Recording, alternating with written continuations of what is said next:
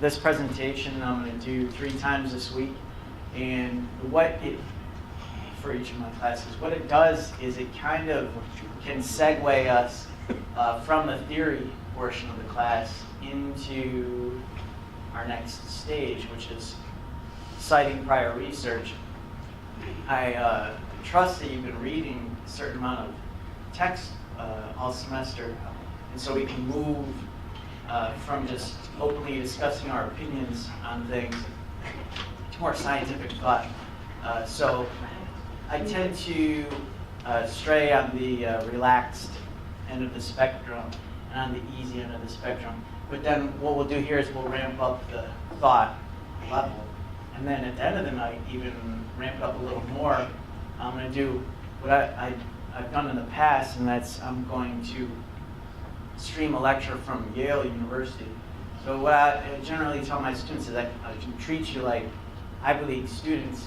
You can watch Ivy League lectures, and then there's really no distinguishing difference between you and someone who graduates from an Ivy League school, although they do way more work. Here we have 7 assignments, and in most of these courses, after I watch their lectures, I realize that they have to post to discussion boards every class. I don't know if they have maybe 2 or 3 classes. When I was in undergrad, and I only went to a state school, but we would have a lecture, which is a dissertation, and then we have on Fridays, we have 2 lectures, Monday, Wednesday. And then on Friday we have a recitation. And that's usually when we get the grad student in a setting like this. In a bigger state school, most of your lectures will be between 200 and 750 students. You'll get 2 lectures of that size, and then on a Friday you'll break out into groups this size for a recitation.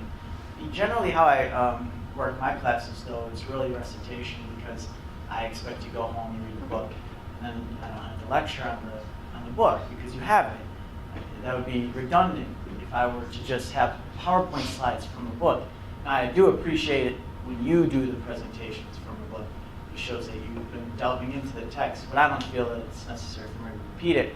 So what I've been doing, and what I'll continue to do, is bring in outside texts and try to give you my perspective and show you how those texts have influenced my direction as an academic and a scholar.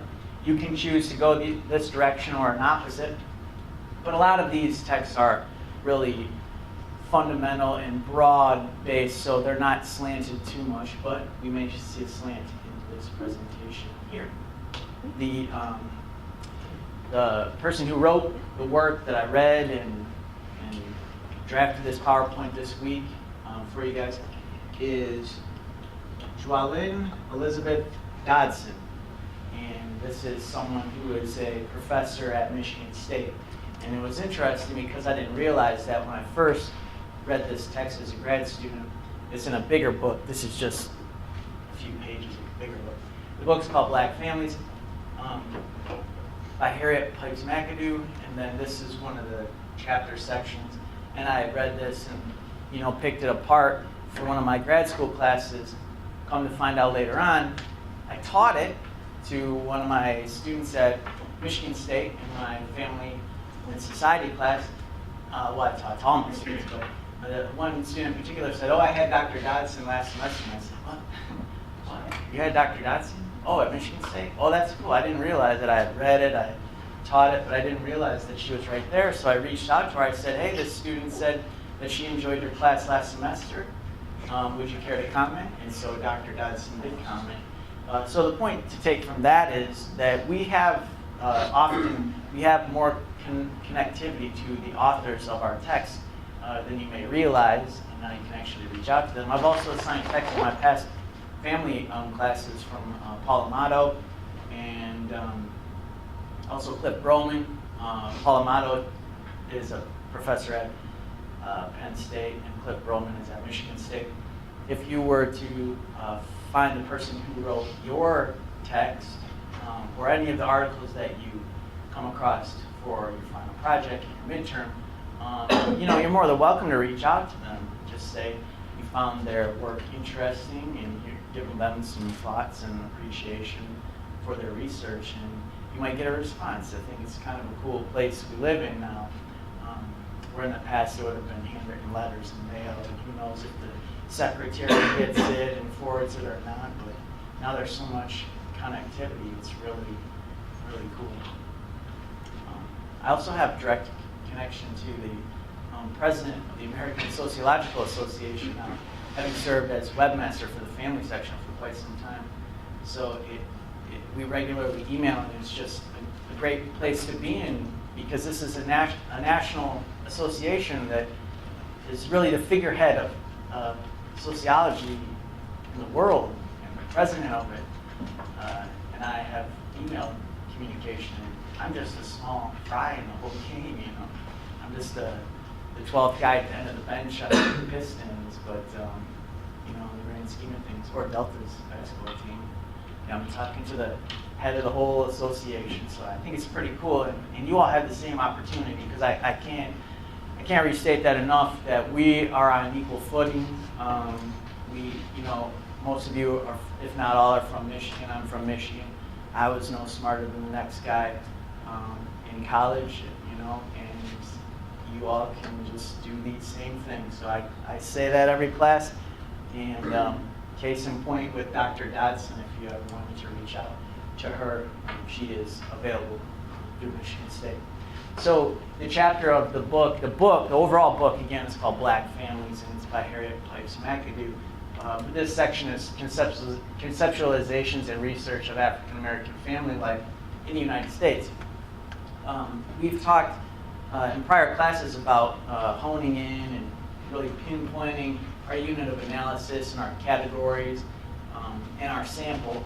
And so if we were to write on family in this class, I would expect you to come to the table with a little bit more than just talking about family. You know, that's far too broad.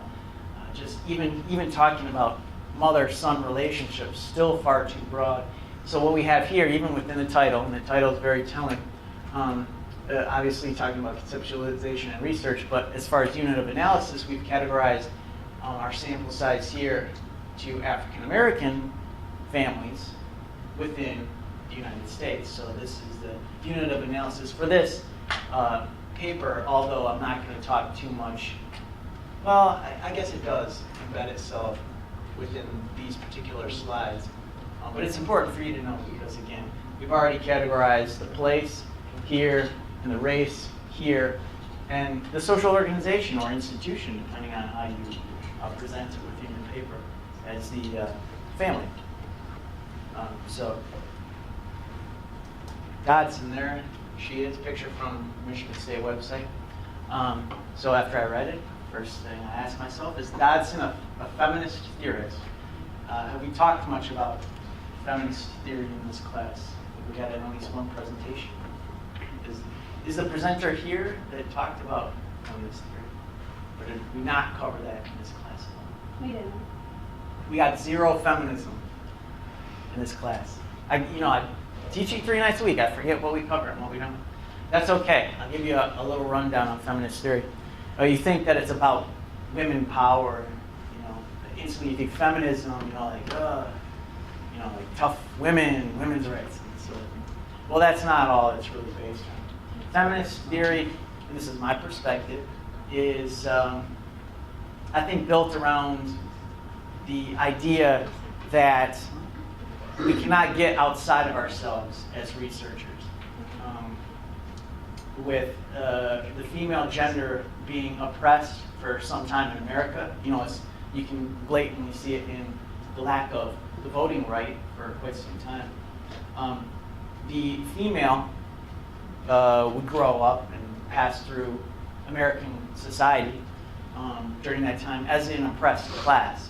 And so the voice of the female, the perspective, the lens of the female, either as a layperson or a social scientist, would be shaped by that perspective. So if you are enslaved for your entire life, chances are your research would have the perspective of someone who is enslaved or oppressed. And so that, I think, is really where feminist theory comes from. It's not necessarily women, girl power. It's more of this idea that you have to admit or come to terms with the fact that your perspective is going to be shaped by your identity. First and foremost, perhaps, feminist theorists might say first and foremost, gender. It's something we're born with, and then also is perhaps constructed through life. I'm kind of doing a call ahead, so plant that idea in your head that we may be born with our sex, our X and Y chromosomes, but we may socially construct our gender identity through life. Okay? So asking myself again, is Dodson then a feminist theorist from having read this little piece that I did? Well, one of the quotes she has is that all human activity is political, in her view, even the falsely lauded objective science of the academy. She puts it right. Passes spell check so I can use it. So again, she has said that all human activity is political, even the falsely described objective science of the academy. Can somebody tell me what any part of that statement means? We have all human activity being political, and then she has said that the academy is falsely praised or described as objective, or that science is objective. Does anyone have any thoughts to that statement? And you don't have to do the whole statement. You can just pick out one or two words. If you wanted to talk about the academy, meaning college, the university, the education system, if you wanted to talk about science as objective or subjective, if you wanted to talk about any topic that you think is objective or subjective, maybe like politics, or anything out of that statement. Does anyone have an idea? I agree with it. So you think that for so long that the academy has been described as objective, but they're really not. Research really has to be subjective. Yeah, pretty good. How so? Math, I mean, that would be one. Math, science, right? 2 + 2 = 4. That's pretty objective, right? Yeah, but some schools might only allow certain maths to be taught, and yeah. And also, who does math benefit? In America, and we can make it very simple and talk about America. Who does math really benefit in America? Nobody. Accountants? Yeah. Okay, this is good. So we have, I think, everybody, nobody, and accountants. Let's talk about it. Those are perfect. Those are perfect answers. How does math benefit nobody? I mean, it benefits some people in a way, but like, I guess I don't really see the point of learning math in a college institution. Let's say if you're gonna go be a cop, I don't see the point in trying to find what X is if you're putting somebody in the back of your squad car. I don't really see the. But you have to administer sentences when they're convicted for 25 to life. Now, don't you have to know what 25 means? That's kind of on the judicial end. Okay, so you pull somebody over for going 80 in a 65. Don't you have to know that he was going 15 miles an hour over the speed limit? Don't you have to understand the number framework? Yeah. I think they meant more on like the level of math that you Yeah. take. Like imaginary That's the word numbers? I was looking for, actually. Like imaginary numbers? Like Okay, so X and Y and So you need to take G of algebra X or and geometry. Okay, now let's transition then into the accountant idea, and we'll take that and run with it. So he's saying some people only need to know basic math and subtraction, especially if you're doing a monetary exchange at Burger King. You want to know, you give somebody 20 and they only give you $1 back for a $1 cheeseburger, you know that's kind of backwards. So some people may only need to know basic math, but some people need to know very complex and really organized systems of accounting. And how does that then benefit the accountant to know very complex methods of math? It's part of the job, really. It's their job, and what does their job do? It's Well, basically organizes people's finances. Right, so we are organizing people's finances, a system of money. Now, America, if you were to say what makes up America or how do we operate, and I were to give you 10 words or less, would you include some form of money, capital, or American dream within your description of America? I mean, do we need money in America? Is that kind of what we kind of run our fuel on? Yeah, we kind of need money. It's kind of like we talk about the political debates, and one of the things they may talk about are taxes, maybe the debt, you know, those sorts of things. Kind of healthcare kind of tied to money. It's kind of important in America, right? Right. So what you have here is someone saying that certain people only need low levels of math, and other people are making money to also make other people money or organize their money. So the higher up with math you get, mostly correlated with the more money you make, really. Right. Is that a fair statement? I mean, some of the richest people in America, all they do is move money around. So is that a fair statement to say the more you really know math, the more money you make? That's really stretching it. Tell me then a little bit about that. I mean, there are certain people outside of this statement, like athletes, they may not need to know math, but there are only 118 basketball players. All right.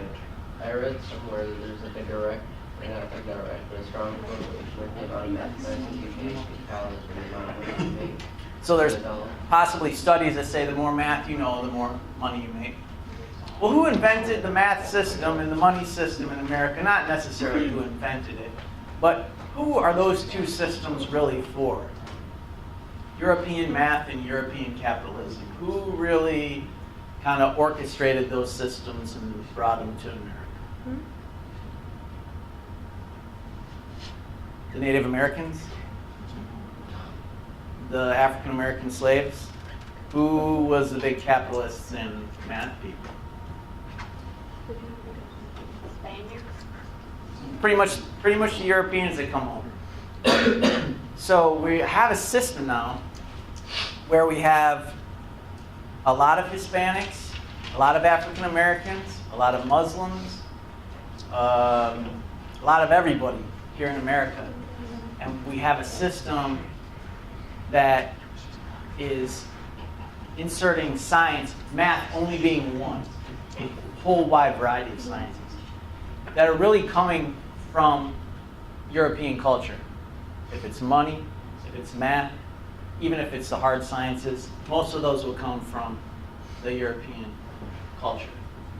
And so I would read this and I would say, okay, she's saying that human activity in college, for example, is falsely praised as objective because of where it comes from, who developed the system, and who the system is for. Because in America, you kind of have to have money. I mean, it's like really important to have money in America. It's kind of like what our whole system's based on. You can't get very much power without money. You can't get good food or health care without money, so it might affect the length of your life. There's a lot of things that are based on money. And so what we have here is sciences that are based on European influence in colleges that are based on European influence. That influence is subjective, it's slanted. That's how I read this.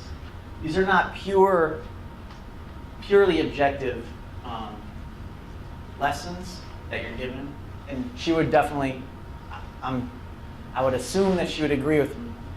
Anything out of my mouth is going to come from the perspective of a white, lower middle class male, American male, with a high degree of education, which is also slanted because I just told you the education system is slanted, or I think it is. So all those things put together seem to be very subjective. So I might tend to agree with Dr. Dodson on that statement. I think like ideally it was meant to be objective, but ended up getting slanted, not on purpose, but just the way it turned out. That's a very optimistic view. That Europeans came over to America to spread an objective philosophy so that all could prosper and benefit. Well, not Europeans who came from America, but like But that's teachers and people who run schools now. so you're saying that, okay, this is another very good point for discussion. So there is a system that is implanted in America. It's not the natural system. The Native Americans didn't have PhDs and masters, and they didn't have dollar bills and that sort of thing. Maybe they had forms of it, but not in the systematic way that is portrayed now. So the Europeans come over and they create this whole system. And you said that even if that was biased to sort of a European influence in that it was created, now you think the actors can play within the system from an objective standpoint. Or are meant to. Oh, okay. Or are meant to. Do you think it's possible? Do you think it's possible for me to communicate to you some objective lessons that don't have deep roots in sort of this European capitalist, very orderly? I mean, there are some things, or are there some things that I could get away with that I just don't know about? Am I just being blind here? I mean, I kind of find I kind of have to fall within parameters, don't I? The parameters which were set up by the people in power. I mean, I really can't do what I want to do here, unless this is what I want to do, which would be even a deeper level of brainwashing, manipulation. But I mean, is everyone just fine with the system? That wasn't the regular system. I mean, we have a system that busts people for drugs, and you guys are all really happy that marijuana is illegal, and you're just gonna keep going. Okay, all right. Or it could be a system that was set up by people who want to have power over other people. It's flawed, or maybe you don't care. Okay, so is it possible for a researcher to be objective? I say no. You say possibly yes. It's good to have differing opinions. And then I've already pointed out that we cannot escape our bodies. Okay, so I cannot escape the fact that I'm a white male. I could perhaps have more leeway in how much money I make, but I really can't escape my white male skin. All those things will change there. Did you have that last part? This, I believe, I took from the paper. I can't remember. I'm pretty sure I took it from. Should have used quotation marks. We can't escape our bodies or the influences of our experiences, but I highlighted this in green because to start, we can start talking about the inability to escape our bodies. Our experiences, influence comes later on. So remember I said that we're born with X and Y chromosomes, and that really makes up our sex, but it doesn't necessarily define our gender. Can anyone speak to the difference between sex and gender, or should I just tell it to you all? Can you tell me the difference? I would just say that sex is X and Y chromosomes, gender is socially constructed, but does everyone already know what that means, or can somebody tell me what that means? The difference. Has anyone ever thought about it? Does anyone care? Are you saying that sex is the X and Y chromosome, like you said, and then the gender is it's shaped from society? I would say that, but I could be wrong. Does everyone agree with or disagree, or? I agree. Do you mean like trans people? Sure, transgender people would then change their gender, but their sex would probably remain the same. I mean, I don't think it's really possible to get rid of Y chromosomes, but I could be wrong. No, I mean like is that what you like gender changes with sex, does it? That's what I'm saying, yeah. That's one of the things that I'm saying. You mean gender, like, you buy a dress for a little girl that shapes their personality, because they think they're a little grown up, they have to wear a dress, so they're like the top. As opposed to a little boy, you're gonna not put a dress on him, you're gonna put shorts on him, and pants, and buy him trucks, and G.I. Joes. That's exactly what I'm saying. Yeah. And I would replace shapes with constructs, and I would call it social constructionism. So if a girl was to get shorts and get trucks and stuff, then her gender would end up being considered male. That's what you're saying? If she wanted to say it was. And she would probably even start going by he. And then at that point, yeah, the gender would change. I don't know about that because like my dad wanted me to be a boy. This is very weird, but like I got to play with trucks and G.I. Joes. I didn't get Barbie dolls and stuff when I was a kid. But when I was like a tomboy. That's then exactly when what I was gonna ask. puberty, I wanted to be doing my hair and my makeup and all that. So like I think it changes like on its own. But you were called a tomboy. Yeah, but I wasn't a boy. But we know that we know we can picture that in our head, right? Right. We can picture what tomboy means. Like I can see where people feel like they should be a boy and act like one and try to be one, but I don't think you can change someone like no matter how much my dad gave me G.I. Joes and trucks and stuff. Right, but you're thinking of gender in terms of black and white, right, left, boy, girl. Okay. Sex could be boy, girl, male, female. Gender could be a broad spectrum, where tomboy could be in the middle somewhere. Did you have a question or a point back there? I don't understand, this might sound really dumb, it's kind of off topic, but I don't understand why it's more like socially acceptable for a girl to be like a guy. Like a girl can easily go dirt biking, but as soon as a guy's like into fashion, he's gay or a loser, no one wants to talk to him. Like, Thanks. do you get what I'm saying? That's what I'm saying. That's not how I Like, live, that's how society looks at women, I don't get it. Do you want me to tell you why, or does anyone have ideas? 'Cause I just have one. I have an idea. I think because it's mostly now kind of being accepted, and it's all forever, even a time that has not been accepted. Why did it start though in the way that she said, and not the other way? Why wasn't it a lot easier for a guy to be super flamboyant and effeminate first, and then the girls could be tomboys? Why did the tomboy thing seem to start first as being okay? Does anyone have any thoughts on that? Because of now, more so than Yes, and I would say, and you're doing a great job conveying your points. I would say male was the dominant class, and female was the oppressed or subservient class. And it seems to be that the dominated class, the subservient, oppressed class, can always want to be what the dominant class is. The poor, they can always want to be rich. That's what, we see, like, you see it on music videos, you see it in magazines. The ugly want to be better looking, the poor want to be rich. Rarely does it go the other way.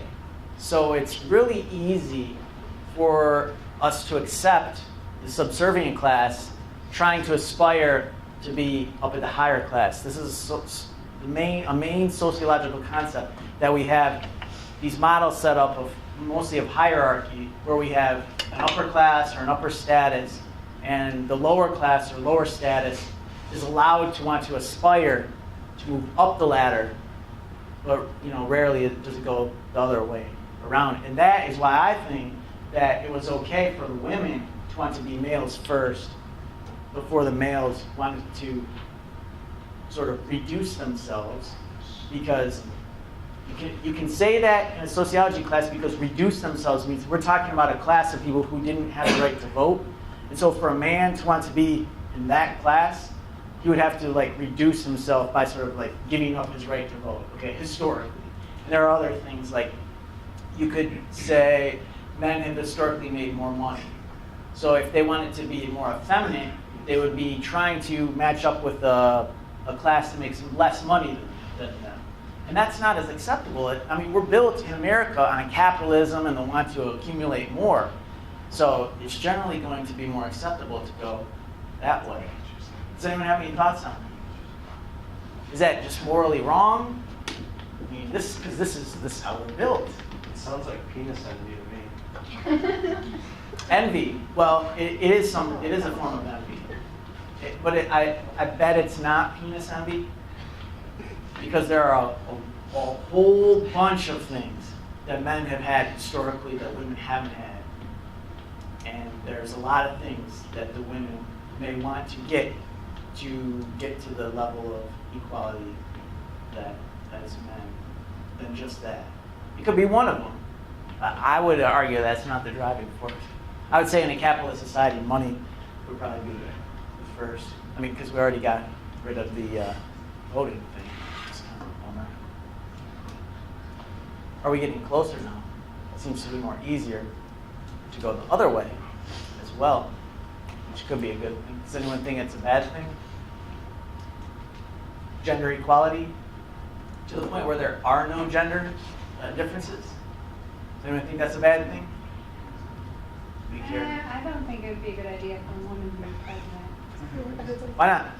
Why? Because we have a menstrual cycle and our hormones are different and it affects our mood and our decisions. So you're talking about a biological factor. Yes, biological. And I'm talking about socially constructed factors. So we would have different perspectives on what makes up the performance of an individual. And you're basing it a lot on biological. I'm basing it a lot on social, as I am a sociology professor. Gotcha. And you are in the healthcare field, I think, right? Right, which would make sense to be Okay. biological. And that's totally fine. Sorry. No, that's not something you should apologize for. Okay. That's what the whole point of this is I started with a feminist theory that says you can't escape your body, you can only be shaped by, and that's even a feminist probably perspective, saying that we can't escape our bodies, we have this menstrual cycle and this is going to influence our behavior and we can't get out of that. So that's really a feminist methodology, or feminist theory. So that's great. Then a social constructionist would sort of preach this genderizing and say that even as researchers, we're part of a socially constructed, and I think you said, how did you say it? You said built or based or all these things. Construction is just the term that they use to label their theory. Sociologists and labels.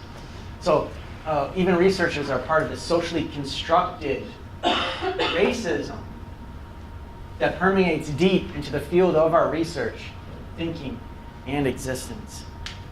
So again, I ask, is it possible for me to be a professor in a European education system, in a capitalist market, with a white male skin, and not be, in some sense, racist with what I'm saying to you? Even if I'm trying so hard not to be, could I escape that at all? I don't think so. I think you can try. You can probably come pretty close. I don't think you'll ever be able to be completely unbiased on your opinions. Try to keep. Because I have hormones, or because of my social experiences? Maybe both. Because of my, we'll call it the W chromosome, that is my whiteness, or because of the fact that I went to a school that was 90% white? Or both? Does anyone have any thoughts on which one is more influential? Probably like the boys' school would probably be more because then they're teaching you like how to act. Yeah, so that was, my school was literally about 90% or greater white. And now I'm trying to also teach you that this school, regardless of who you see in it, is founded on white principles. So even a school that is 100% African American students is a Eurocentric education system, which is a white school, if you want to call it that. Nobody wants to call it. If it were to be called. So you're saying all the schools are not white schools? If they're based on a Eurocentric framework, they're Most of them are. So they're all. It could be. It could be. I'm not saying one way or the other. I'm trying to plant seeds of perhaps doubt. What would you consider to be Eurocentric? Or what? This What about system. Montessori? Is that Eurocentric? Isn't that? You tell me. Isn't that from India? Isn't that a concept from India? Or Is no? it? I don't know. I don't know. We'll have to do some research. Homeschooling, where does that come from? Where does that come from? Do we have any like African-based school systems?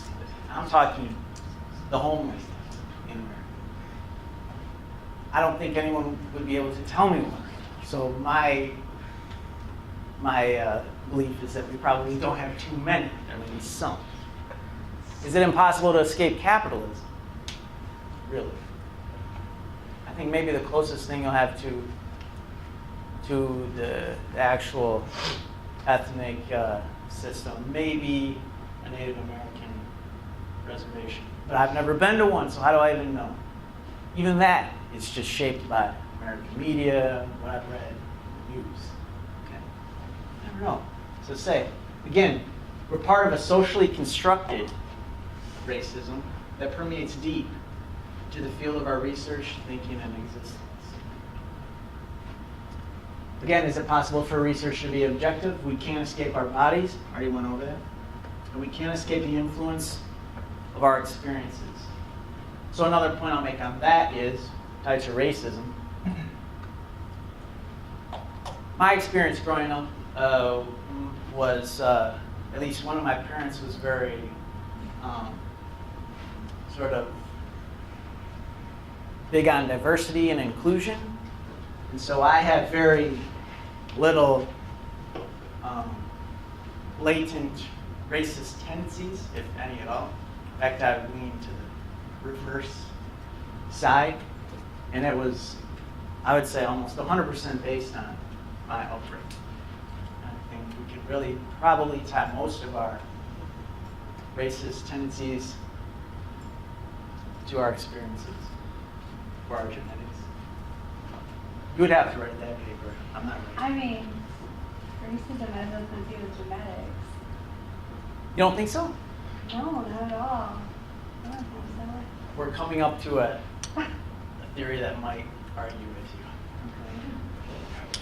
So the social construction of black feminist thought, this is a combination. We have this, I told you, I know the president of the ASA now. How cool am I? I didn't ever know this person, the former president of ASA, Patricia Hill Collins, really famous sociologist, one of the more recent greats. And she argues that African American women have been neither passive victims nor willing accomplices to their own domination. As a result, emerging work in black women's studies contends that black women have a self-defined standpoint on their own oppression. Can anyone give me some thoughts? Can we get a self-defined standpoint? If so, where would that come from? Would it come from the academy? Would it come from prior research? Where would a self-defined standpoint come from? I'm not person. Deep down. Now, when you say personal, remember, and then, now I'm hearkening to my anthropology class I teach. Are you talking biological or social construction? I guess I was being socially self-defined, so that probably be, right, yeah, okay, maybe biological in the sense that during the time period you're speaking of, but like now we have a lot more rights than we did. What defines a black woman? Especially in America. How would that person come up with their identity or their standpoint? And you can be redundant. I hate being the one that talks in the class, but. Oh, we've had many people talk. I know, but, basically like their ethnicity, that had a lot to do with it. Being black And a woman. and a woman, a double dominated class of society. So I keep mentioning my white maleness, which is a double dominated class of society. Now, a black woman is a double dominated class of society. So does a black woman have, remember we're talking about this in historical context, have a different self-defined standpoint than a white woman? Any thoughts? Black woman, white woman. Same identity, different identity. Different. Different. How so? In all aspects. All aspects. I love that answer, but how so? I mean, gender, the race, possibly the environment, not all, I mean, obviously not all the time. But I think But all the time historically, sure. The whole history of the black woman is different than the whole history of the white woman. So to say all the time, you'd be actually right. That the entire experience of the black woman is entirely different than the white woman, just based on race. They probably act differently. I don't know. I haven't done much research. They probably make different amounts at the same time, just like men make more than women. Yeah, there's definitely going to be different categories. Probably the race, or I'm sorry, I meant to say religion. The religion is probably drastically different as an aggregate. The income, historically different as an aggregate. So of course, as you alluded to, we can't say every black and white woman is the same person, but using statistics and history and all sorts of things, even ethnography is data, the experience, and the observation of the differences. So here again, we have the black woman who I would say is doubly dominated, which influences this self-defined standpoint on their oppression, which is different than the white woman's oppression, historically in America. Okay? This is also interesting. She says they've been not passive victims and not willing accomplices. So that's interesting. 'Cause you think you want to pick one or the other there. Is it possible to have a standpoint that's not self-defined? That would be a uber, super social constructions. Okay. Can you tell me how you might describe that, how you might say that comes to be, how you might define that?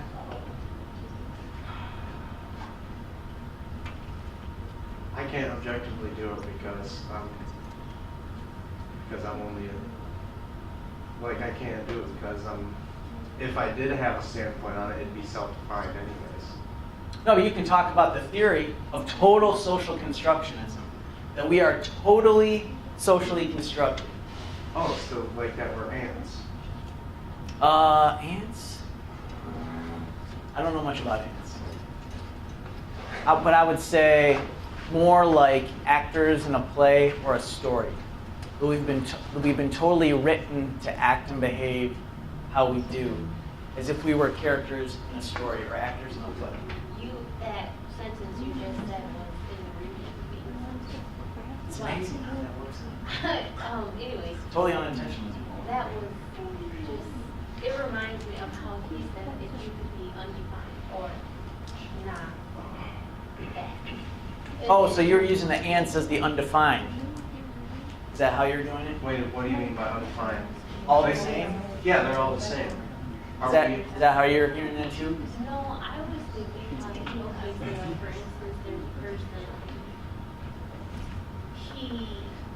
person, he's not his own person. He does what he thinks is socially acceptable. Sure, look at a police officer. Yeah. He has to adhere to so many rules. So he doesn't have a self-defined personality. It's just kind of She's saying you're a tool. I've been saying- called that before. She's saying that you have no freedom, that you have to go completely by the rules, and that you have no ability to define who you're, I'm speaking for her, but that you have no ability to define who you are. Soldiers, the same thing. I There's guess no uniqueness. You could put an argument that we don't follow, I guess, the rules necessarily. We enforce them, make you follow them. So in essence, you're... But your whole performance is based on a rule book. Going back to what I was saying, we're written characters. We have to do what the script says. in your case on the job, you have to do what the script says.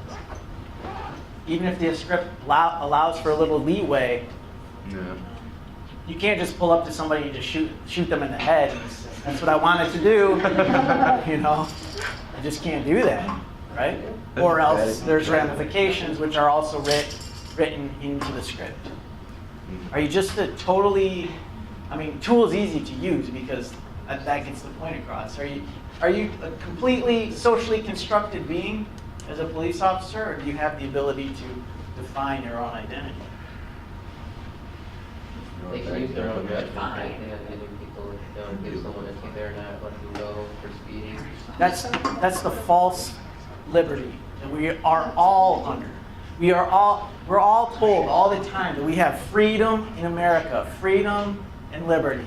We're totally free. No, we're not. There's like a bajillion laws in the world. There's no real freedom. We are free to do what we want within this set of a billion laws. So there's no real freedom. But at least you're free to vote freely. Oh, we can Yeah, vote choice. freely. Unlike most countries. So we can vote for two candidates that they put on TV that I did not want those guys up there. Now I have two guys to choose from. Technically, we don't vote. Yeah, technically we don't even vote. Yeah. And even when the majority does win, George Bush, the other guy gets in office. Right? That's what happened. Literally what happened. Can this happen, like, say everybody voted for either Obama or Mitt Romney in the electoral college, they can choose? Yes, that's what happened with George Bush. Yes. It wasn't everybody, but it was the majority. Slightly. Yeah, it was a slight majority. And that doesn't even matter about the whole Florida thing. Like the majority vote actually was. So would you say, like, for not self-defined, would you put like a communist government would be not self-defined? Where every person has like a job given to them and certain clothes that they can't wear? Yeah, but I'd also say same in America. I mean, yes, and that's, see, you know, I don't know if this is a bug, but yeah, it's going up on YouTube, so they're gonna come. I'm not gonna be here next week, right?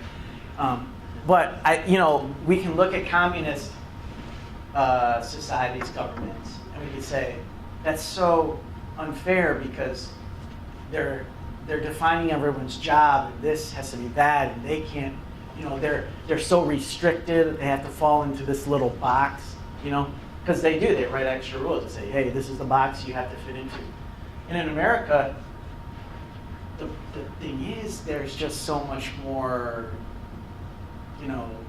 wool over your eyes that we're in the same box. You just don't know it. We're all tricked a lot better, perhaps. Or perhaps not. That's how I'm going to get out of commie jail. Or perhaps not. But regardless, you could argue which is better, which is worse. But this is just ways to describe our social constructionism. How we even get to be happy with the box that we're in was constructed somehow, perhaps. Maybe it's just built in our DNA to love the system. So you think it's like the same size box, we don't get a little bit of a bigger one with like looser sets of rules? Or we just think we do? We still have the death penalty. We still have poverty. We still have a more amount of certain race in prisons. The game is rigged. Our class is just larger than We have more polarized financial outcomes for our individual citizens. I don't think the class as a whole is bigger. It's 1%. They definitely have more money. That's more of an economic kind of discussion. I'm just talking about the constructions here of our subservience or the veil that's over our face. So intersecting feminist theory and social constructionism. as we've been talking, we kind of built off one of another. This author blends them a little bit. Going back to the black women class or identity, whatever, or status. So black women have a distinct political and economic status. We've already talked about that. Politically, even governmentally with the voting, or economically being oppressed, especially through slavery in early America. That provides them with a different view, possibly based upon, number one, their paid and unpaid work. This could be as house servants or as housewives, both. This paid and unpaid work concept. The types of communities in which they live. You could have white America, black America, and even from a smaller scale, white neighborhoods and black neighborhoods. What kinds of relationships they have with others. And we've talked about many different types of social organizations and institutions. So you can talk about the relationship that black women have with their husbands in the family institution. The relationship black women have with a police officer in a legal form. The relationship they have with a professor. There's, this is something that you could do an ethnography on. Who's more apt to talk in class? So if you're to buy into this whole thing that I'm talking about, the social construction of identity, saying that we have oppressive and dominant classes, and easier ones to pull out are males being more dominant historically, and also whites being more dominant historically. So you can look in a class, especially that has a white male professor, and see who raised their hand more often, and you just kind of make check marks and see, is the white male, is the male more apt to raise their hand and speak out in class? So that would be the relationship between the professor and this, as I've already referred to it as sort of a double-dominated historical class of black women. My hypothesis would be that they would fall out of all four categories: black women, black men, white men. I think that they would fall in the lowest engaged in the class, which a system based on European education would kind of propagate today. Wouldn't it? A system built on the framework that we had, deep down, that's why it's so hard to click in. Like, deep down, it's going to keep the subservient and dominated classes down. The whole system is going to keep. We're going to have white professors, and the whole system is based that the black women of all four of those categories are going to be the less to engage. Therefore, they will continually just keep going down and down, and that's results in the super high upper echelon of 1%. So then what's the solution? I already asked if we should just lose gender. That's one solution. I've talked in prior classes about the only way to eliminate racism is to eliminate the other. So until we have one race, one gender. That's one solution. So then we're all just the same, like ants. That might eliminate the differences and the categories. So we have to keep our uniqueness despite all of this. So it's either we have uniqueness with this perspective, or we just have none of it and just have the same lines in the scripts that we play as. It could be, but there are certain things that we'll keep that we can never escape, like the XY chromosome. So the social construction can change and be tweaked so that there's more social equality. We'll keep our biological differences, perhaps. But those even would go out. biological differences can be controlled. I mean, look at dog breeding. Yeah, they can. Yeah. So Look at the Olympics. the same thing can happen with humans. Good. I just listened to a podcast about the Jamaican runners. So, case in point, biology may be different. Although some might say that was socially constructed. They were running their practice. Perhaps they do. Maybe they don't. Don't the other ones were practice the same, just as much, maybe more?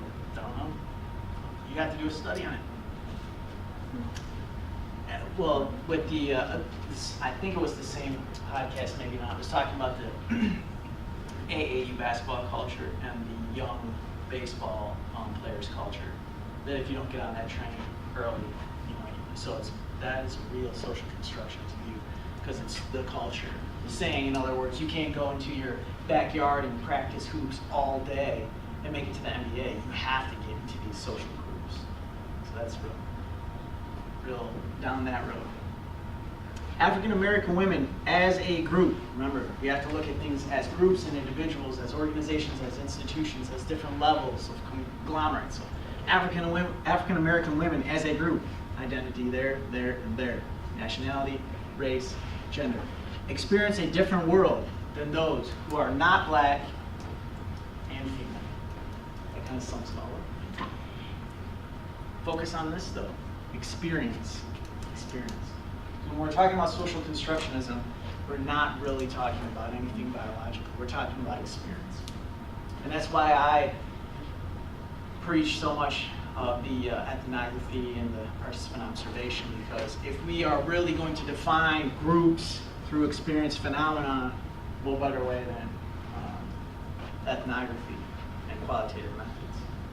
It's your choice, what you want to study. That's just, I say all the time, I do have a slanted perspective on qualitative methodologies and ethnography in particular. That's just me. Again, harping, experience. If experience equals thought and interpretation, and both of those also equal reality. So who here has any sort of ideas or opinions, even classroom is for opinion, papers on that. Is our reality just our experience? You want to get real philosophical, esoteric? Reality, so we can just, and we'll go quickly through this because, it'll get real deep. The reality in which we live, is it simply an experience? If so, is it what type of experience? A social experience? A mathematical experience? A biological experience? Is reality and experience synonyms? Is that too deep for you? I don't think we get what you're saying. Reality. Reality.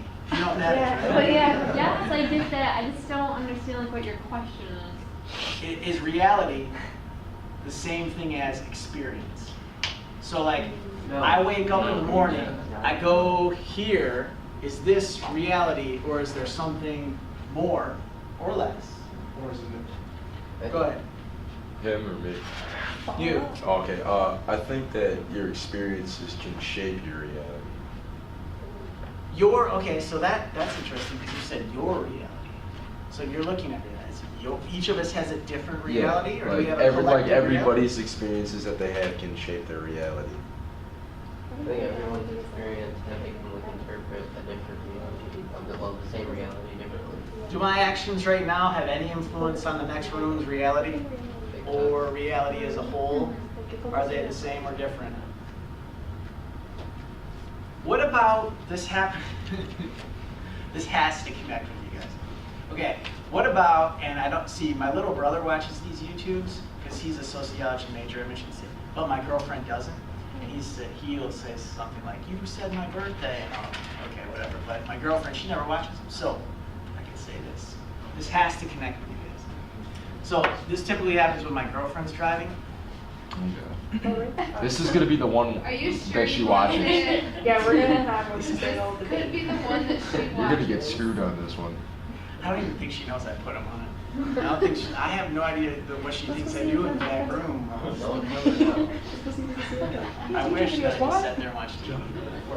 So my girlfriend will be driving, and then I'll be in the passenger seat, and then she will say, "What the heck's that guy doing, driving?" And I'm looking at the guy following all the legal rules, driving totally fine. But she thinks that the guy broke a driving rule. Her perception is that guy just did something wrong. I know, that guy totally did something right. He's probably looking at my girlfriend like she did something wrong. So what's the reality there? Who did something wrong? Did either of them do something wrong? That would be a situation when both realities are totally consisting of the interpretation and the thought of the experience. That there is no sort of reality without experience. Does that make sense? Does that click? Yeah. This driver does this. She thinks wrong. He thinks wrong. What's the true reality? Who is really in the wrong? I mean, what do you think? Like, God's up there watching the thing, going like, oh, it was totally this person that was wrong. It's sort of that tree falls in the woods. Yeah.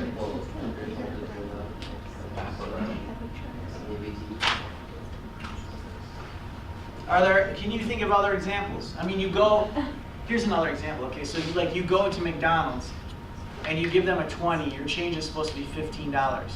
They give you back $10. And you look at it and you go, you gave me back 10, you're supposed to give me 15. They go, no, I gave you back 15.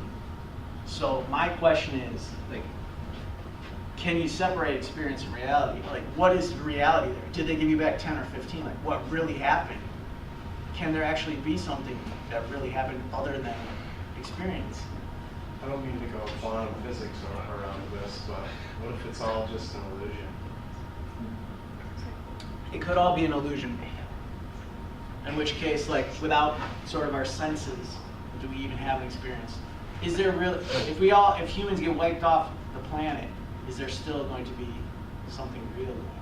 Well, the law of conservation of energy says that energy isn't created, nor is it lost.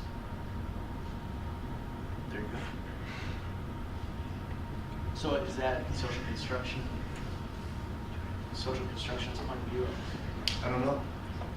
I couldn't tell you. Experience stimulate a distinctive black feminist consciousness. This is your experience equals thought. If there is no thought, there could be no energy. There could be no existence. That's what this is. A subordinate group not only experiences a different reality, but the subordinate group interprets that reality differently. So They both have a different reality and experience their different reality. yes. So both of their realities would be different. So to respond to yours, like somebody that doesn't believe in physics doesn't think that what you just said is real. So is it real? I mean, let me just go back and forth. Like, is it real? I don't think it is. You do. So that's not my experience. So I mean, this is just something to ponder on. Like, is everything that we do just an act? Are we just actors on a stage, or is there anything greater than just how we interact? Okay. And if it's just how we interact is based on oppression and domination, it can really screw certain classes and statuses. Now to the wonderful world of cultural ethnocentrism. I say that sarcastically because it's not necessarily such a great world, although you may argue otherwise. It's grounded in assimilationist ideology, informed much of the life of the United States up through the civil rights movement in the 1960s. Does anyone have a good idea of what cultural ethnocentrism is, or what assimilation means? Is it when you think your culture is superior to all the other cultures? And when you assimilate, it's when maybe you can assimilate into anything. It's like you assimilate into the class, or you like become part of the culture or the class. Yeah, you bring up two great points that are open for discussion, and I guess I don't really have an opinion either way. I'll just kind of try to discuss it, and maybe my opinion will float to the top. But the first thing you said about ethnocentrism was you thought that maybe some person thought that their ethnicity was superior. Does an ethnocentrist, or anyone here really just dug deep into the reading, does an ethnocentrist really have to think that their group, ethnicity, or whatever is superior? Or just perhaps maybe they view it as distinctly different? I think they can view it as distinctly different, and they might not know that they think it's superior, but really they do. Oh, deep down. That's an interesting perspective. I don't know. think that they definitely view it as center to all things and perhaps influential. But superiority, I'm not sure it's built in there. But I can definitely hear already the voices in my head telling me arguments that it is. It's very interesting. And you interjected the same concept into your second part, where you said you can assimilate into anything, where assimilation is generally, and I generally teach it as, okay, so like it's the European education system, it's the European economy with capitalism, and then we bring over a bunch of African slaves, and we tell them this is how you have to, you have to learn our books, you have to perform in our economy, and oh, by the way, Native Americans, you do too, okay, or else we're gonna kill you. So that was sort of a forced assimilation into European culture. But the point that you were kind of bringing up also was something unique that I don't generally teach at the forefront of the lesson, which is you can assimilate into anything.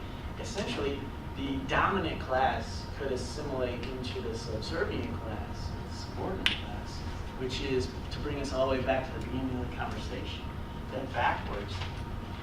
The dominant class assimilating into the lower class probably frowned upon a little bit.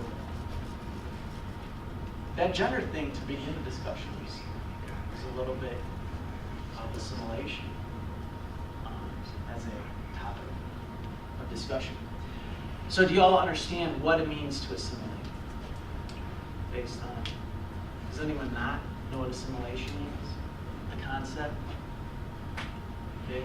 Okay, so if somebody has a way of living that is based on total sharing, we share everything, and we have 20 husbands, and we like to, we're cannibals too, okay? Right? All that stuff. And then somebody comes, plants a flag in your hometown, and goes, you know what, 20 husbands, make that one, and we don't need people, and you stop sharing stuff, you have to buy it and sell it, or else I'm gonna kill you. So the people, they probably will try to fight it for a little while, but eventually they're like, okay, I don't want you to kill me. I will just trim it down to one husband, I'll stop eating people, I'll start eating cows, and you know what, I'm gonna make land in squares instead of sharing it all. We're gonna just make it into squares because you told me to. That's assimilation. Basically, performing how someone else tells you to perform, almost to save your life. And you do it in mass quantities with cultures like the Africans that come over to America, or that were brought over here. America's a lot different than Africa. I've never even been there, but I just know that this has to be true. But African Americans perform in America, a capitalist society with open ownership, tends not to be a tribe, tends not to be a hunter-gatherer. There's differences into how African Americans perform today than if they would have stayed over in Africa in those tribes. There's a difference. And the way that African Americans perform now generally is the European way. And that's assimilation. That makes sense?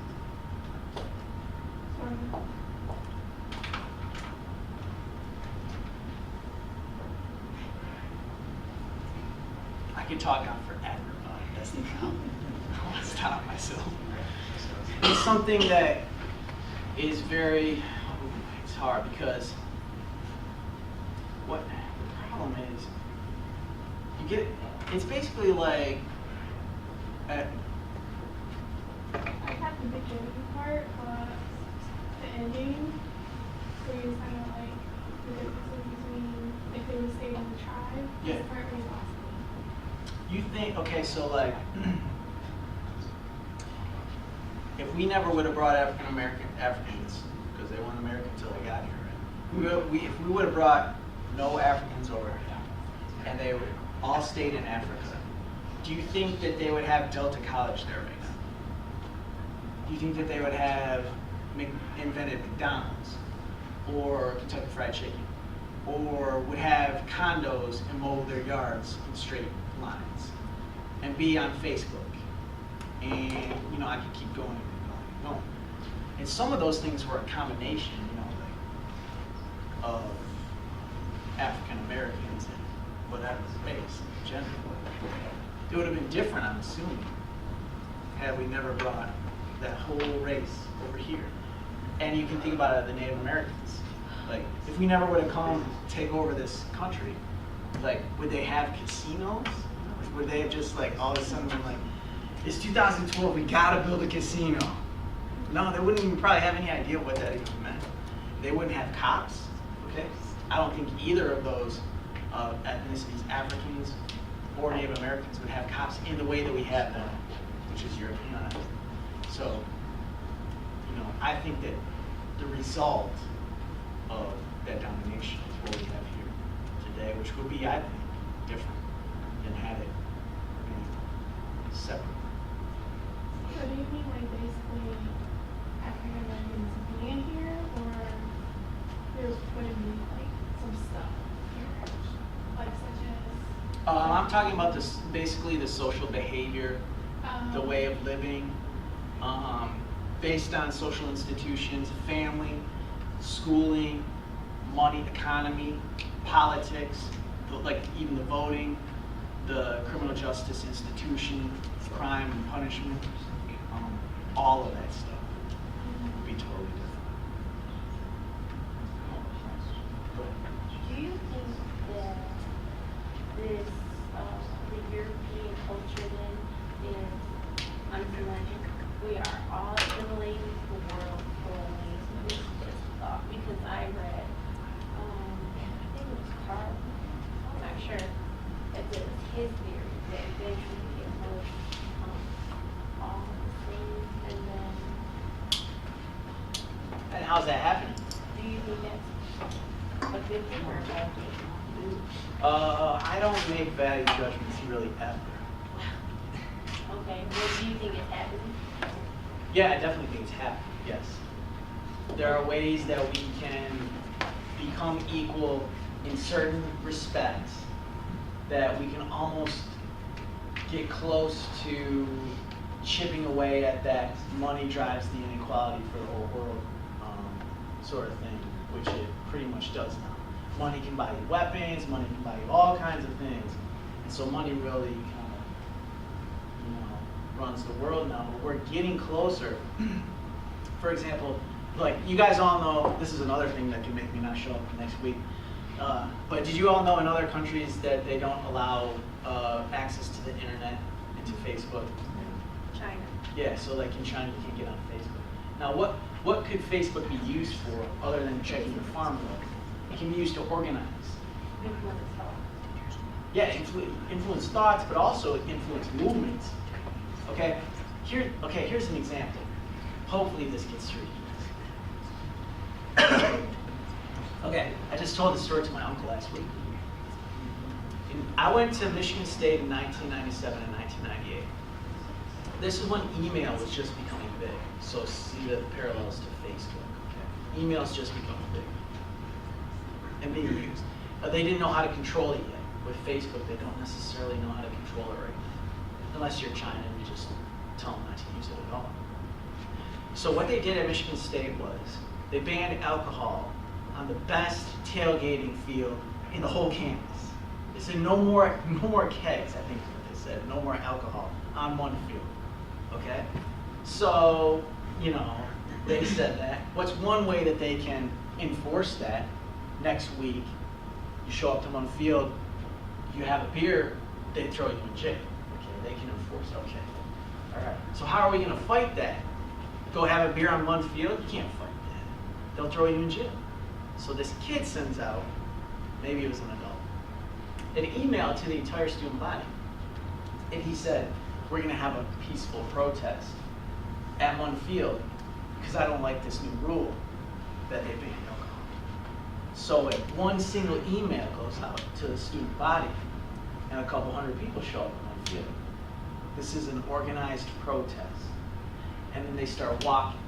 And then they pick up more people. They walk by Cedar Village. They pick up a couple hundred more drunk people. An alcohol-fueled protest. And they ravage the entire city They break windows in all the businesses. They flip cars. They flip my friend's DeLorean. You guys know what that is. They burn couches. They call in basically the military to stop this riot. This was all based on one single email. So one of the ways, your original question was like, can we ever get equal? And now it's like, well, money really rules everything, but one way that we can kind of revolt and organize is to use the equalizing platform of the internet, Facebook. Just nobody wants to. That's what's crazy, is that we have these tools to organize real organized protest. You have, they call that thing Occupy Wall Street. But nobody even care. Everybody's still playing Farmville. We have Facebook, which we could organize a movement, change the whole world. It's so dangerous that China bans it. They don't ban it because it has Farmville, okay? They ban it because you could organize a movement on Facebook or any other platform like that. But what do we do as Americans? We just continue to play Farmville. We have all this great research. The first season in college, we continue to come and sneak through class. And nobody cares. That really happened? China banned Facebook? Yeah. You can't even go on Google How do you do that? in China. Yeah, see, that's another thing you guys don't realize. So remember I was talking earlier that we're in a box, but we just don't realize we're in this box? Because you asked how you can do that. The whole internet pipeline, you think it's just like this wild, wild west. The whole internet pipeline is controlled by our service providers. Same thing with the cell towers. So at any point in time, if they wanted to shut Google off, they just flip a switch. Or Facebook, they just flip a switch. Because the pipes, the cables, all the Wi-Fi and everything, like even this Wi-Fi that Delta runs, they have to get it to a service provider. There's only like a couple service providers. Has anyone tried to build a website and buy a URL? Like you have to get it from GoDaddy or this or that. There's only a couple of those. Like the internet is highly controlled, and people just don't realize it. Because we can do all that fun stuff. But one day they want to flip a switch, Google's off. Off. I know a student who's in China right now, and they allow Instagram. Yeah, Instagram. What can that really do? I didn't hear that. What? They allow Instagram. Yeah. They allow? But that's owned by Facebook. Well, she's on it. She can't get on Facebook, but she can get on Instagram. In China. That's crap. She doesn't live there. She's like these streets. Okay, watch this.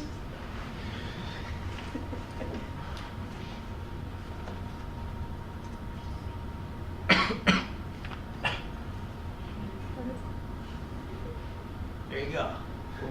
What does it say? Half of the. Oh, sorry. Websites blocked by China. Google, Facebook, YouTube, Yahoo, Wikipedia, Twitter, Blogspot, WordPress, IMDb, Vimeo, Amazon, Scrib, ISO, that's the BitTorrent, so you can't steal stuff. Can they go to baseballreference.com?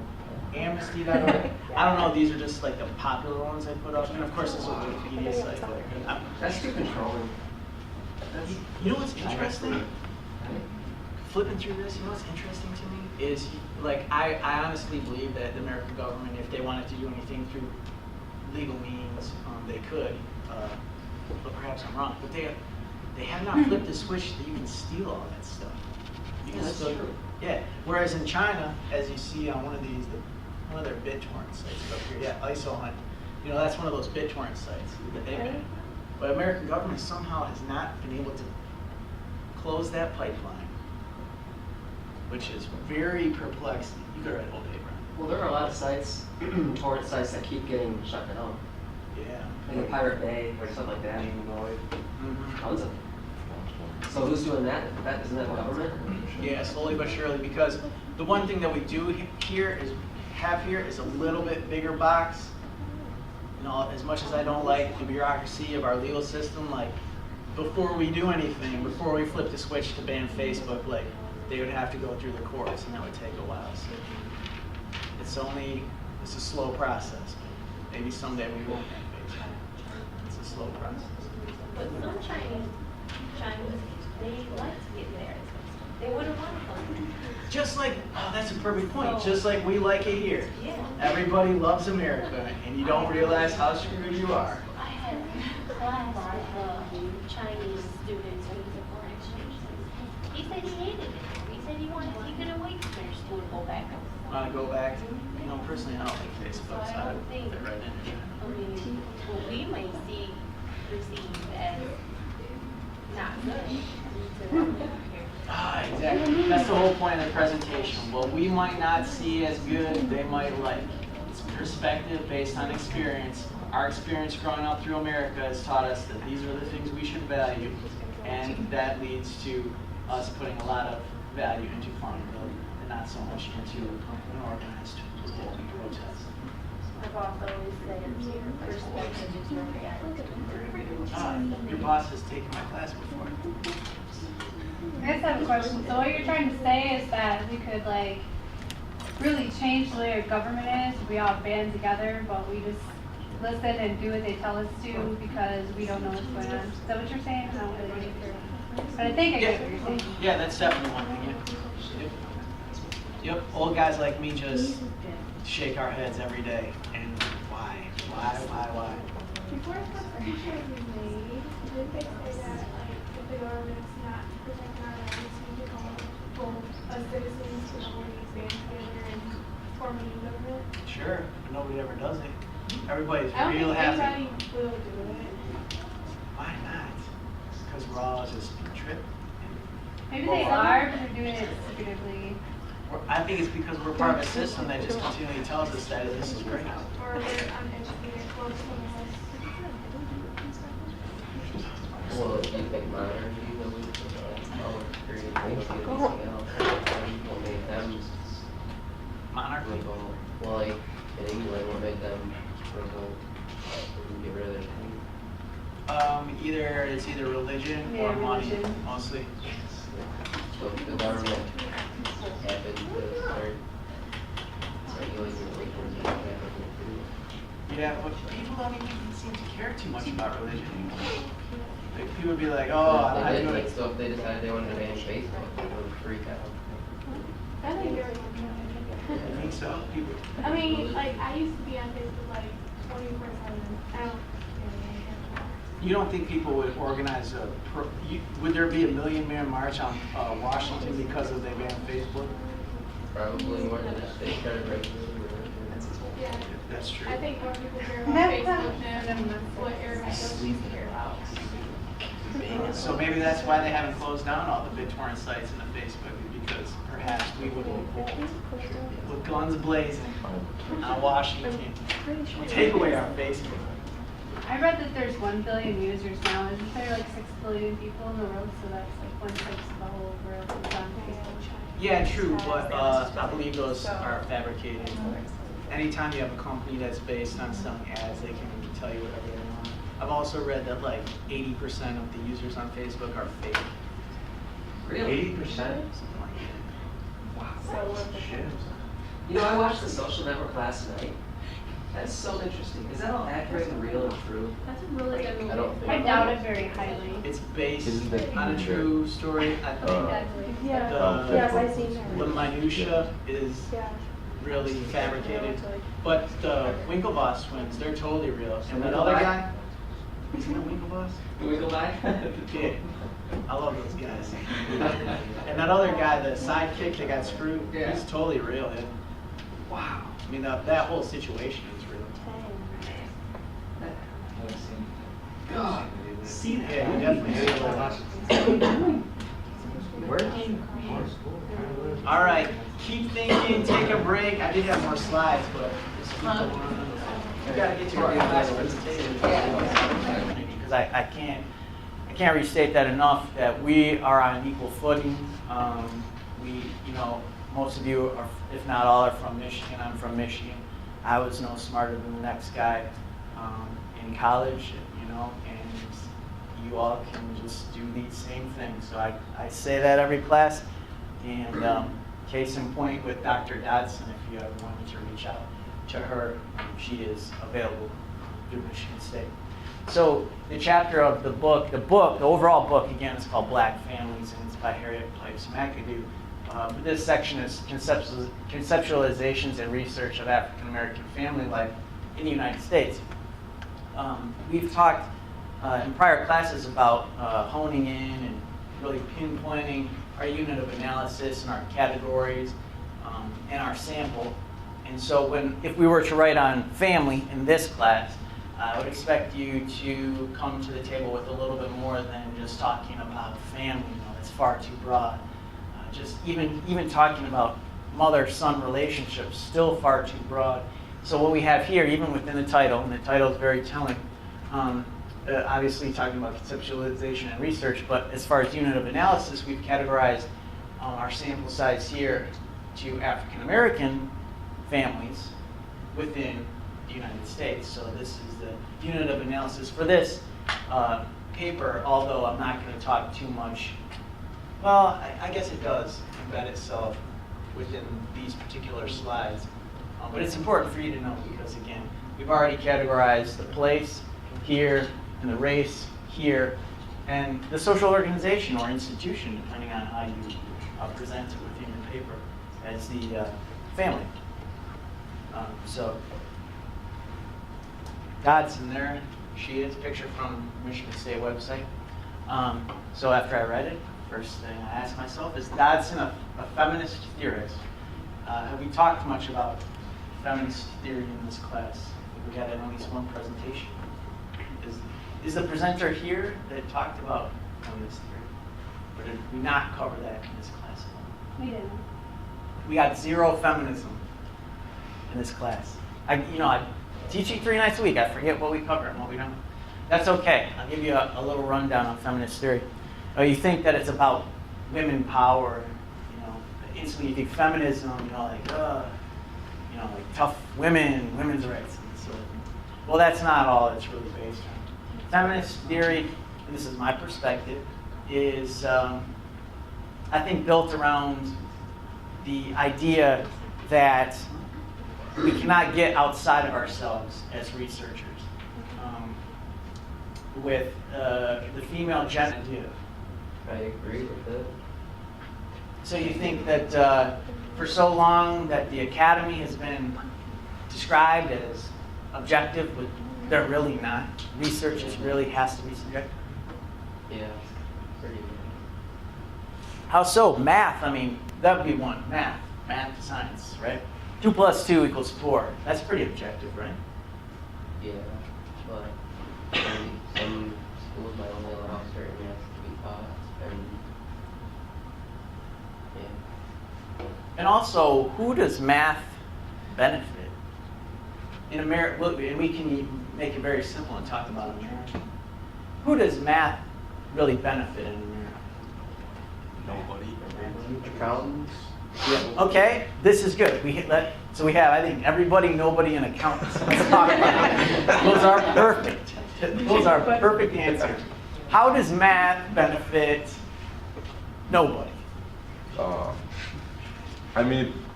It benefits some people in a way, but I guess I don't really see the point of learning math in a college institution.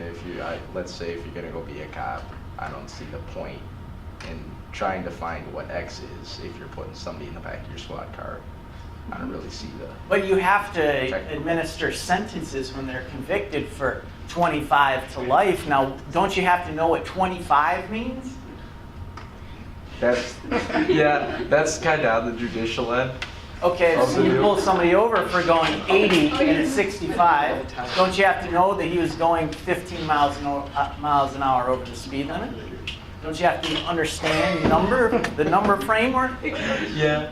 I think you meant more on the level of math that you Yeah. take. Like imaginary That's the numbers? word I was looking for, actually. Like imaginary numbers?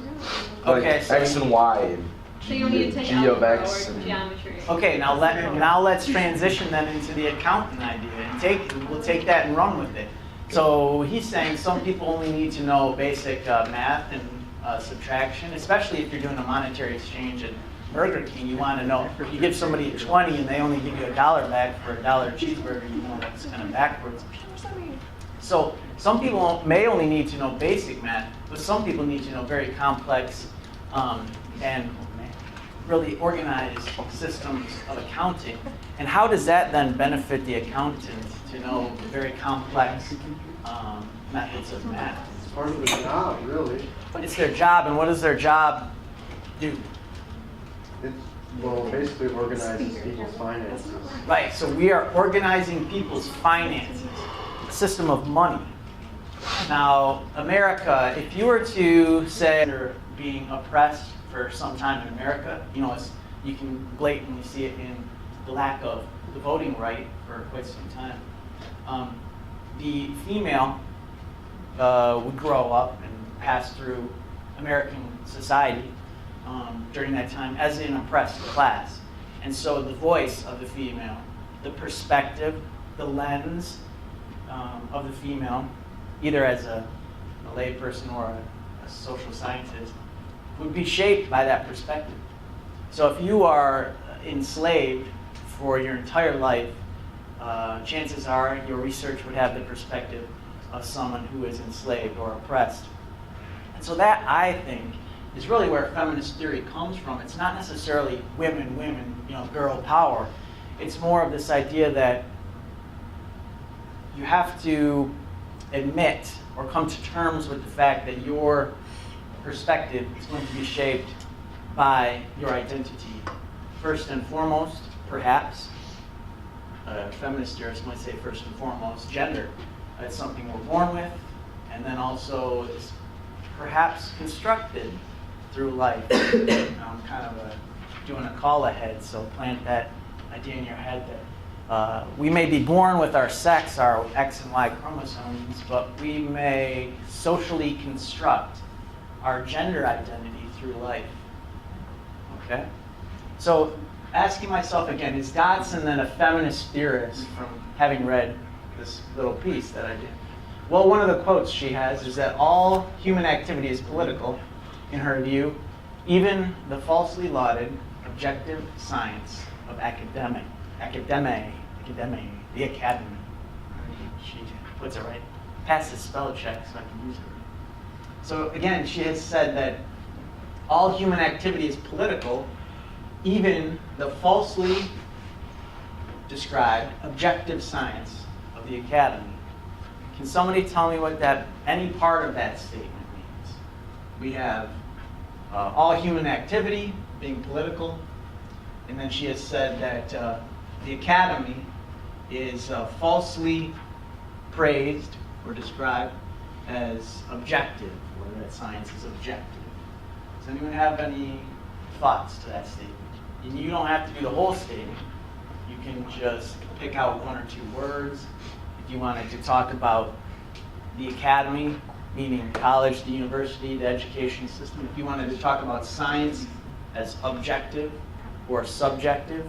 If you wanted to talk about any topic that you think is objective or subjective, maybe like politics, or anything out of that statement. Does anyone have an idea? The person who wrote the work that I read and drafted this PowerPoint this week for you guys is Joalyn Elizabeth Dodson. And this is someone who is a professor at Michigan State. And it was interesting because I didn't realize that when I first read this text as a grad student. It's in a bigger book. This is just a few pages of a bigger book. The book's called Black Families by Harriet Pipes McAdoo, and then this is one of the chapter sections. And I had read this and picked it apart for one of my grad school classes. Come to find out later on, I taught it to one of my students at Michigan State in my family and society class. Well, I taught to all my students, but one student in particular said, "Oh, I had Dr. Dodson last semester." And I said, "What? You had Dr. Dodson? Oh, at Michigan State? Oh, that's cool. I didn't realize that I had read it, I taught it, but I didn't realize that she was right there." So I reached out to her. I said, "Hey, this student said that she enjoyed your class last semester. Would you care to comment?" And so Dr. Dodson did comment. So the point to take from that is that we have often more connectivity to the authors of our text than you may realize, and now you can actually reach out to them. I've also assigned texts in my past family classes from Paul Amato and also Cliff Broman. Paul Amato is a professor at Penn State, and Cliff Broman is at Michigan State. If you were to find the person who wrote your text or any of the articles that you come across for your final project, your midterm, you're more than welcome to reach out to them. Just say you found their work interesting and you're giving them some thoughts and appreciation for their research, and you might get a response. I think it's kind of a cool place we live in now. Where in the past it would have been handwritten letters and mail, and who knows if the secretary gets it and forwards it or not, but now there's so much connectivity, it's really, really cool. I also have direct connection to the president of the American Sociological Association now, having served as webmaster for the family section for quite some time. So we regularly email, and it's just a great place to be in, because this is a national association that is really the figurehead of sociology in the world, and the president of it. And I have email communication. I'm just a small fry in the whole game, I'm just the 12th guy at the end of the bench on the Pistons, but in the grand scheme of things, or Delta's basketball team, I'm talking to the head of the whole association, so I think it's pretty cool, and you all have the same opportunity. This presentation I'm going to do 3 times this week, and for each of my classes, what it does is it kind of can segue us from the theory portion of the class into our next stage, which is citing prior research. I trust that you've been reading a certain amount of text all semester, and so we can move from just openly discussing our opinions on things to more scientific thought.